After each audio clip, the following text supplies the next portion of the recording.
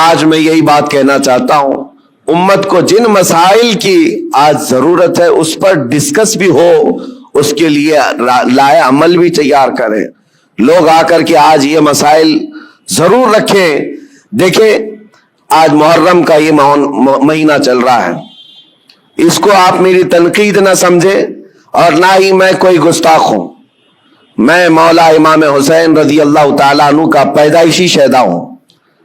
الحمدللہ ہمیں ہمارے گھروں سے یہ گٹھی میں پلائی ہوئی محبت ہے، لیکن محرم کے آتے ہی جتنا ایکٹیو ہمارے محلے ہوتے ہیں سارے جگہ پر، ایک جگہ 51 دیگ کھچڑا بنا ہے، دوسری جگہ کمپٹیشن میں 100 دیگ کھچڑے بنائے۔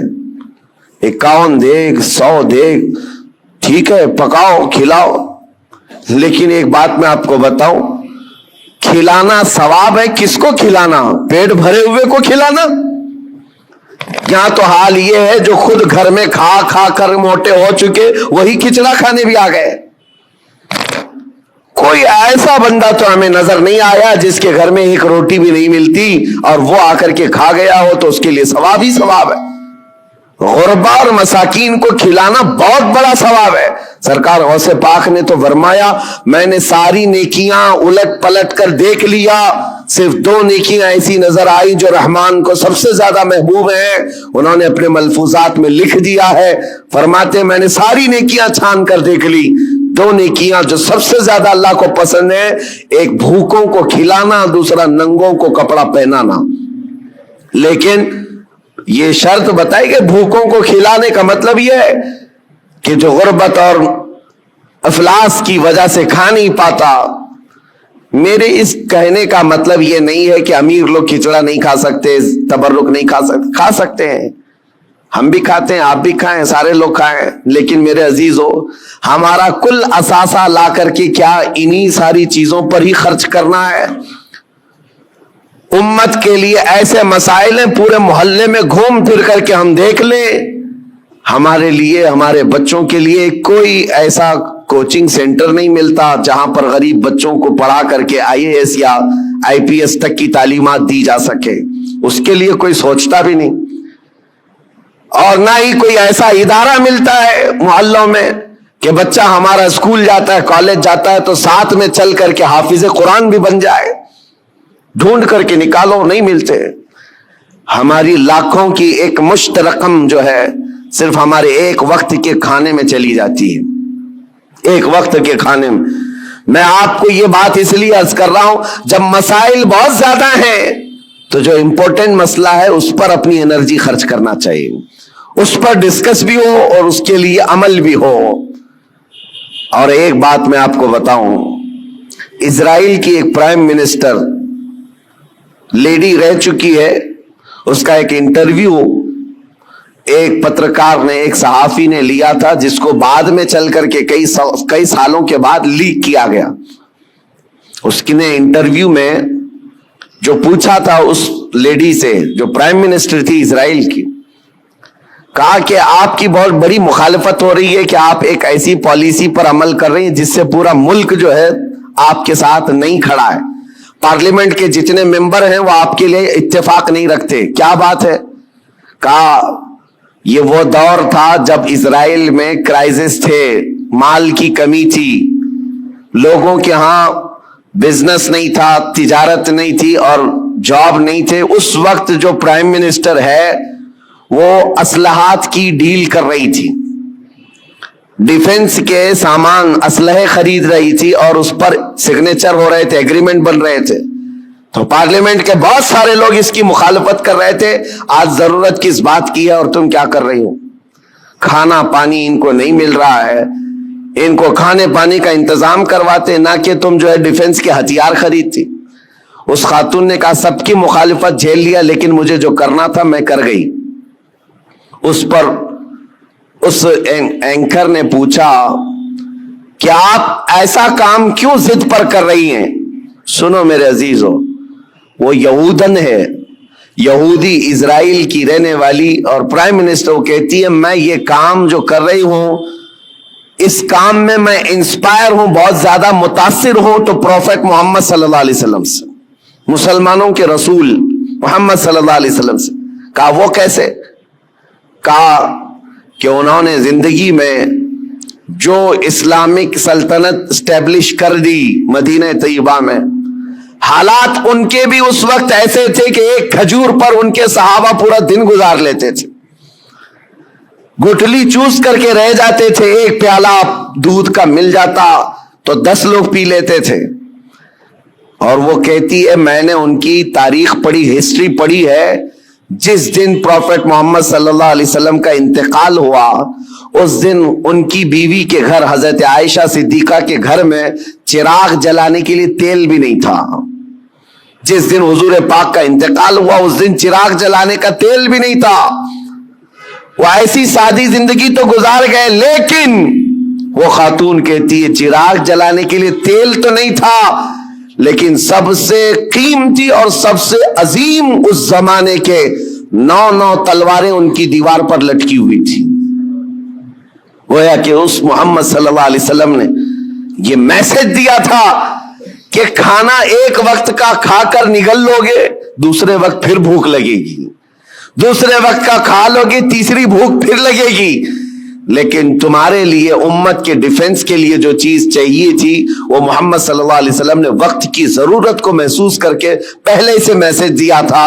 वो इजराइली यहूदन कहती आज मेरा ये अमल हो सकता है 40 साल बाद आने वाली मेरी कौम देखकर फख्र करेगी कि हमारे लिए कितनी महफूज पनाहगाह ये बना करके चले गए। मेरे अजीजों, मैं तारीफ के लिए नहीं कह रहा, बात ये कह रहा हूं, ये होती है कौमों की तामीर। आज हम तो खिचड़ों में रहे, खिचड़ा नाजायज नहीं है, खाना चाहिए, अच्छा है, घर में बनाओ, जब मन करे खाओ, लेकिन उसके लिए अपने लाखों रुपए की लागत मोहल्लों में इस तरह से तकसीम करके खत्म कर देना। हाँ, उसको हक बनता है वो हलवा भी खाए, खिचड़ा भी खाए, लेकिन साथ में उम्मत मुस्तफा के मुस्तकबिल के लिए इमारत भी खड़ी करे, उसको यह हक बनता है। मेरे अजीजों, मुझे एक बात याद आती है, हमारे एक उस्ताद, उनकी ये सोच थी, वो मिसाल के तौर पर मैं अर्ज कर रहा हूं। हमारे एक साथी ने हमारी शिकायत की कि हज़रत जो कपड़े पहनना है सारे तलबा को, उसके अलावा एक्स्ट्रा ये कपड़े पहन लेता है मेरे बारे में। कहा ये सदरी पहन लिया या जैकेट पहन लिया। कहा जो स्टूडेंट्स तलबा पहन रहे हैं उसके अलावा एक्स्ट्रा ये। तो उन्होंने कहा कि बिल्कुल मैं सबको बराबर देखना चाहता हूं, किसको क्या पहनना चाहिए। और उसके बाद उन्होंने एक जुमला कहा था उनको शिकायत करने वालों को, कहा इसकी तरह 4 सफ़े सबक तू भी सुना दे और तू भी ऐसी कपड़े पहन ले। हाँ, अगर किसी काम में तुम पूरे उतरे हुए हो और दूसरा तुम्हारी दीगर जरूरियात भी पूरी कर रहे हो तो कोई मसला नहीं। मेरे कहने का मतलब यह है कि आप बड़ी बड़ी नियाजें करें, लेकिन उस वक्त जब उम्मत की मुस्तकबिल की जरूरियात पूरी हो रही हो फिर खाना भी खिलाएं, देगें भी चढ़ाएं, अच्छा है, उर्स भी करें। यहां हालात तो ये है कि हम यतीमी के हालत में आ गए हैं आज। मियाँ कितने तो ऐसे हमारे मुसलमान कपल्स हैं, अपने छोटे छोटे बच्चों को ले जाकर क्रिश्चियन स्कूल के बाहर खड़े करते हैं और एडमिशन के लिए पापड़ बेलने पड़ते हैं, और उनको कितनी मर्तबा वहां पर ईसाई नन हो कि पादरी हो ताने मारते हैं, टॉन्ट मारते हैं। कितनी मर्तबा ऐसी शिकायतें आई, लेकिन क्या करें।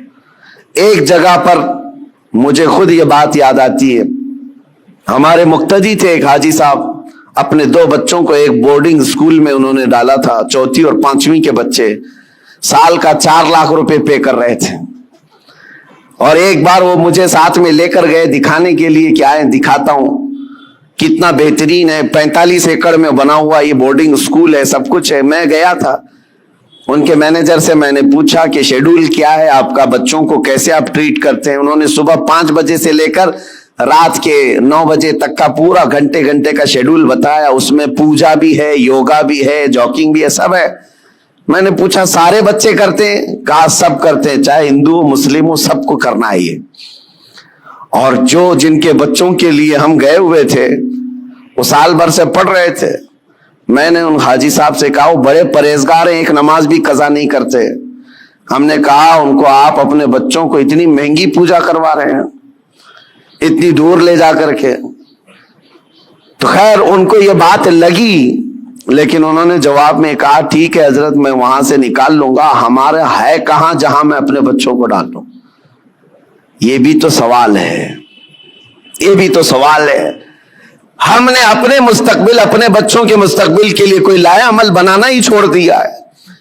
فکر کرو میرے عزیزو, آج ضرورت اس بات کی ہے.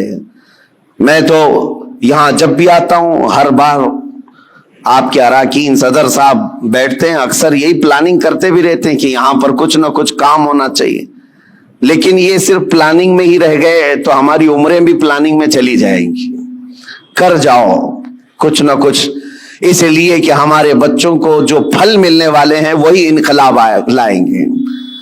اور الٹریسٹی اتنی بڑی ہوئی ہے, آپ جو دیکھ رہے ہیں نا ماحول کی خرابی, اکثر آ کر جو شکایت کرتے ہیں بچے نشہ خور ہو گئے, ماں باپ کے نافرمان, سب بہت کچھ ہے, لیکن سب کا علاج یہ ہے کہ ان کو علم دین اور علم دنیا سے روشناس کرائیں, اس لیے کہ علم تہذیب لاتا ہے, اخلاق لاتا ہے, اور علم نہ ہو تو جہالت کے پیٹ سے سب برائیاں جنم لیتی. السلام علیکم ورحمۃ اللہ وبرکاتہ. میرے پیارے عزیز دوستو, بھائی اور بہنوں, جیسا کبھی آپ نے ہم سے بڑے عالم, محدث اعظم, مفکر اعظم یعنی مفتی سلمان اظہری صاحب کے زبان سے بنات کو سماعت کے لیے میں آپ کا میزبان قاری تسبیح عالم. آپ اگر ہمارے چینل پر پہلی مرتبہ آ چکے ہیں تو آپ سے گزارش ہے, ریکویسٹ ہے, اپیل ہے کہ آپ اس چینل کو ضرور سے ضرور سبسکرائب کر لیجئے گا, تاکہ آپ کو ہر دن اسی طرح کا ایک اچھا پیغام ملتے رہے. الحمدللہ ابھی آپ نے تو ہم سے بہت بڑے عالم کے زبان سے بنات کو سماعت کر چکے ہیں, تو میں آپ سے زیادہ بحث نہیں کرنا چاہتا ہوں, اور نہیں میں آپ کے وقت لینا چاہتا ہوں, اور نہیں میں آپ کے وقت کو برباد کرنا چاہتا ہوں, اس لیے کہ آپ نے ہم سے بہت بڑے عالم کے زبان سے بنات کو سماعت کر چکے ہیں.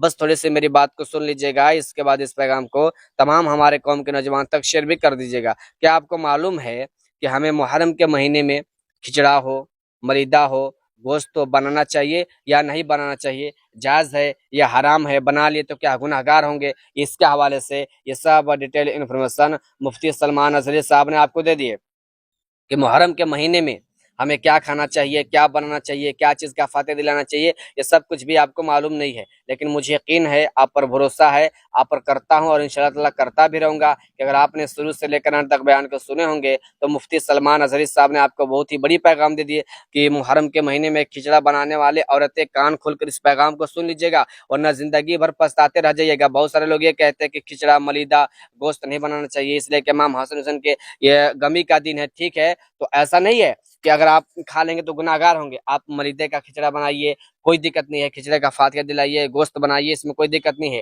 تو اس کے حوالے سے یہ سب ڈیٹیل انفارمیشن مفتی سلمان اظہری صاحب نے آپ کو دے دیے. لیکن بہت سارے ہمارے قوم کے مسلمان بھائیوں کی طرف سے یہ سوال آیا تھا نا کہ محرم کے مہینے میں یا پھر محرم میں فاتحہ کرانے کے لیے کھچڑا, ملیدہ نہیں بنانا چاہیے, یا گناہ ملے گا یا ثواب ملے گا, تو کر سکتے نہیں کر سکتے. اس کے حوالے سے یہ سب ڈیٹیل انفارمیشن مفتی سلمان اظہری صاحب نے آپ کو دے دی. چلیے پھر اگلے ویڈیو میں ملتے ہیں. خدا حافظ, دعا میں یاد رکھے گا. اور میرا مقصد اور خواہش یہ ہوتا ہے کہ جس بھائی کو جس مسئلے کے بارے میں معلوم نہیں ہوتا ہے, میں ان تک پیغام پہنچانے کا کام کرتا ہوں. بس اس ویڈیو کو محرم سے پہلے یعنی 7ویں سے پہلے اس پیغام کو ثواب کی نیت سے شیئر کر دے, تاکہ جن کو بھی اس مسئلے کے بارے میں معلوم نہیں ہے ان کو بھی اچھے طریقے سے معلوم چل جائے گا. چلیے دعا میں یاد رکھے گا. خدا حافظ. اس پیغام کو ثواب کی نیت سے شیئر کر دے.